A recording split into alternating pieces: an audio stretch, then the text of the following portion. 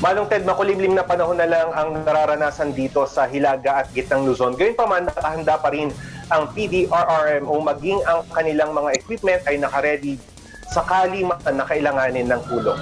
Manong Ted. Maraming salamat, Noriel Padiernos.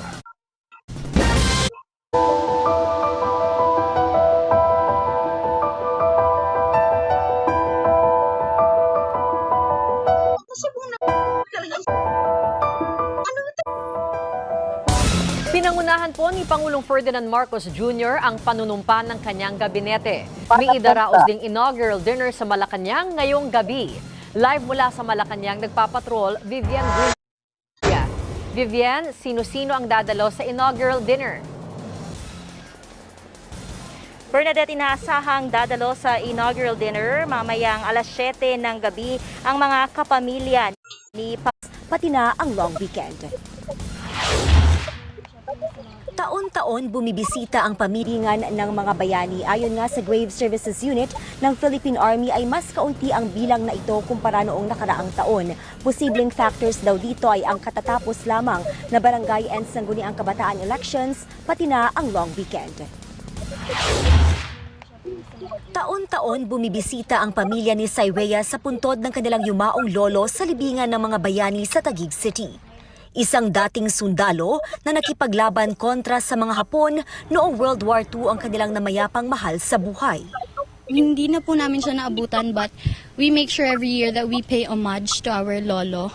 Kasi yun nga po, he played also a very big part in our mother's life. Kaya po, lagi namin siya binibisita. Sa kabila ng ulan, hindi nagpatinag ang marami sa pagbisita sa kanilang mga mahal sa buhay ngayong undas. Mahigpit ang ipinatutupad na seguridad sa sementeryo. Marami tayong Tapa ako sa edad kong ganito, talagang patay na patay kami yan. Sa puso ko na yan. Idol ko kasi siya, hindi ko pwedeng palitan eh. Alam niya naman, pinagdadasal ko siya lagi kasi napakabait niyang batang yan. Kung ang ibang pagdalaw nagiging tila family reunion, si Alma nag-iisang dumalaw sa kanyang namayapang ama.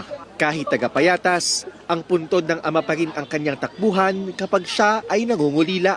Kawawa naman na walang dadalaw sa kanya. Kumbaga, minsan lang yan sa isang magsaysay. Kaya may mga dumadaan din sa kanilang mga puntod para magbigay pugay. Ngayong bisperas ng Todos Los Santos, mas marami ng tao ang dumalaw.